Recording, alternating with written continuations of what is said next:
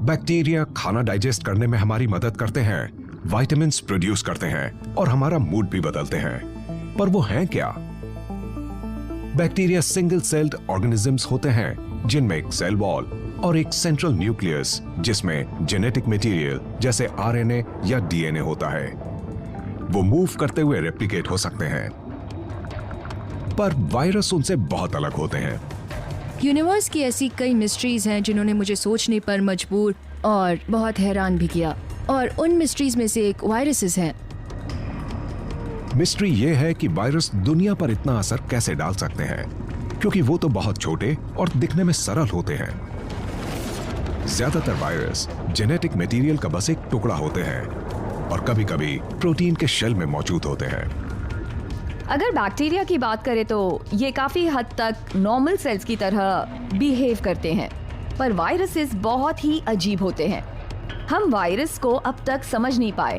हमें नहीं पता कि वो जिंदा भी है या नहीं। ये सवाल कि क्या वायरस जिंदा है, इसका जवाब मिलना असल में बहुत ही मुश्किल है। सच में लाइफ को हम किससे डिफाइन कर सकते हैं? जिंदा होने का मतलब क्या होता है?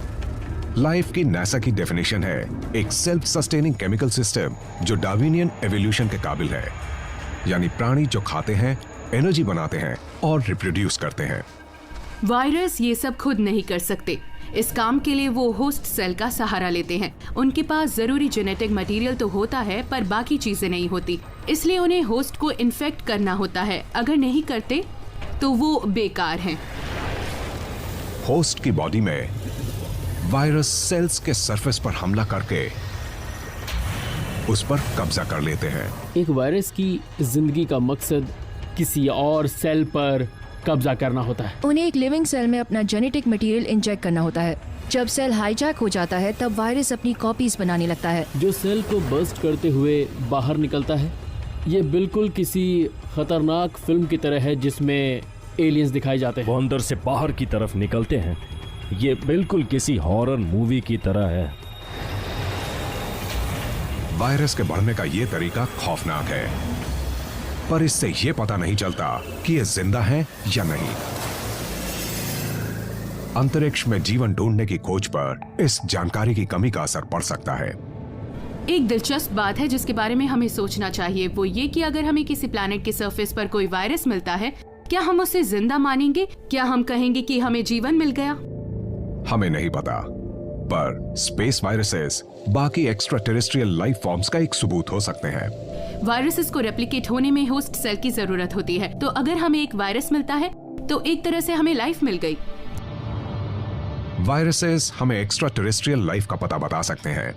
अब एक नई रिसर्च से यह पता चला है कि हो सकता है कि अर्थ पर लाइफ स्पेस से आई थी। ऐसा हो सकता है कि माइक्रोब्स किसी एस्ट्रॉयड के टुकड़े पर मौजूद थे जो सीधा अर्थ पर आ गिरा। शायद वो किसी और प्लैनेट पर थे, उस प्लैनेट की किसी चीज से टक्कर हुई, वो जिस रॉक पर थे वो स्पेस में चला गया और अर्थ पर मीटेरॉइड की तरह गिर गया। लिफ्ट लेने वाले माइक्रोब्स की ये थियरी सुनने में अजीब लगती है, पर हमें अर्थ पर मार्स के कुछ टुकड़े मिले हैं। शायद उन्हीं टुकड़ों से यहाँ जीवन की शुरुआत हुई। ये थियरी पूरी तरह से अजीब नहीं है। हम जानते हैं कि रॉक्स मार्स से भी आ सकते हैं और अर्थ पर गिर सकते हैं। मार्स से कोई बड़ा एस्ट्रॉयड टकराया जिससे मार्स के टुकड़े स्पेस से यहाँ अर्थ पर आ गिरे। ये समझने के लिए हमें 4.5 अरब साल पहले के अर्ली यूनिवर्स को जानना होगा। कई नए प्लैनेट्स एक नए स्टार का चक्कर लगा रहे थे जो था हमारा सन। इस नवजीवित सोलर सिस्टम में उथल पुथल मची थी। प्लैनेट्स का आपस में टकराना लाजमी था।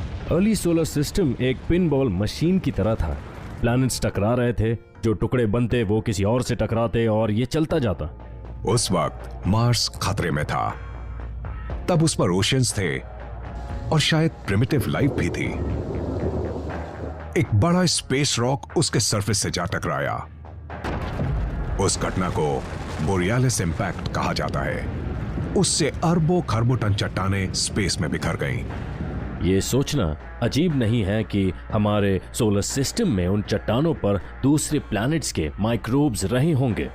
अगर कोई माइक्रोब उस एस्ट्रॉयड के सरफेस पे था जो मार्स से अलग होकर बना था, तो उसके लिए थोड़ा बुरा लगता है। वो शांति से मार्स पर जी रहा था और वो कर रहा होगा जो मार्शियन माइक्रोब्स करते हैं। तभी एक बहुत बड़ी टक्कर से वो सीधा स्पेस में चला गया।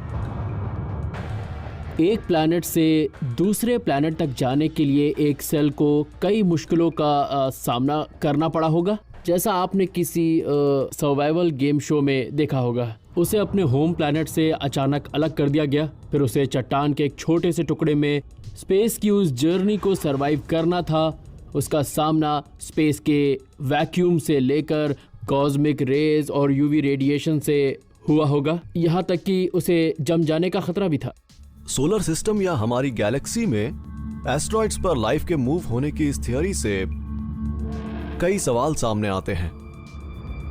बोरियालिस इंपैक्ट जैसी घटनाओं से मार्स से इतनी चट्टानें अलग हो गईं कि माइक्रोब्स को स्पेस में सफर करने के लिए मौके मिल गए। पर क्या वो सफर में बच पाते? ये जानने के लिए इंटरनेशनल स्पेस स्टेशन में एस्ट्रोनॉट्स ने बाहर स्पेस में एक सिंपल बैक्टीरिया ग्रो किया। आउटर स्पेस में रहने के 1 साल बाद भी सरप्राइजिंगली उनमें से कुछ माइक्रोब्स बच गए। ये कमाल की बात है।